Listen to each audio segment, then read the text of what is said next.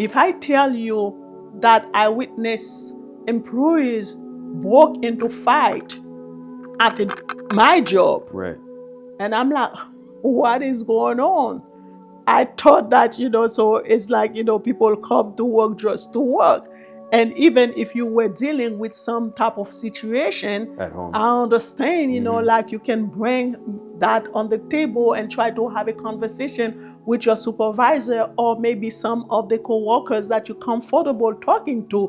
But to basically break a fight, physical fight, and the next day to have management folks to come instead of addressing the problem with the people who basically fought Right. at the workplace, but they want to address the issue like if it's In it, something right. that's, Right. As a general as problem. a general problem, like Right. if we all have, something to do with it. Right. So Right. that can, really frustrate Of somebody. course. Of course. Myself, I remember I experienced that, and I nicely told that person who was trying to have that meeting, what role did I play in Sure. that? Sure. So So I feel that you're dragging me into a madness that I don't have anything to do with. right. So it's safe to conclude that a toxic workplace can often bring in innocent people who really have nothing to do with it. Right. People Exactly. just want to mind their business and perform their job to the best ability. Exactly. Right. But because maybe you have a few bad apples that are creating a difficult environment, the employer does not know how to address those individuals, and instead just makes it a general thing and holds everyone accountable when there are only a few people engaging in the behavior. And now want to address it as a whole. And oftentimes, when things like that happen, people feel that, hey, you know what? I feel that Peter is paying for Paul now. Exactly.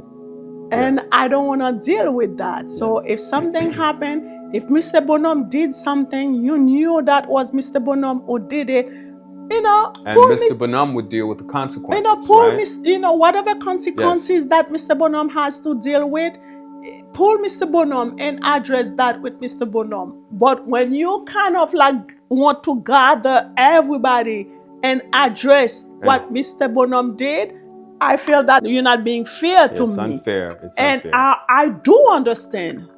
I do understand. It is important after you address that with Mr. Bonhomme, you can have a meeting with everybody to address or to reinforce what the workplace policies are. Yes, right, exactly. So in other words, everyone shouldn't have to walk on eggshells or deal with the consequences of the behavior of just a few, right?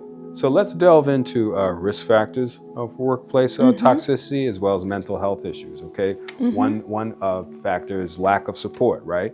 Inadequate support from management, HR, or colleagues can exacerbate mental health issues, right? Okay, also there's another example is poor communication, right? Ineffective communication, and I mentioned earlier bullying, harassment, gaslighting. I think gaslighting is the worst, right? Is when you have someone who's making you think that what you're experiencing isn't valid, right? Yeah. Or being too sensitive sometimes. Yes. Overreacting. Yes. You may come and try to address this or that situation with me. You probably didn't have any bad intention. You just wanted to have a conversation about this. Right. And then somehow that person snaps and it becomes a before- full-blown confrontation, Exactly, right? for no reasons. Yes. So we have that. All these things, gaslighting, as I said earlier, can contribute to mental health issues. Unrealistic expectations. Okay, you may have a workplace where management is extremely demanding in terms of numbers, right? And they may have you work extra hours and maybe even violate labor laws to achieve their goals, right?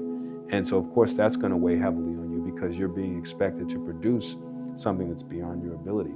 When you are forced carry a heavy caseload or you are forced to do overtime, it's gonna take a toll on your body.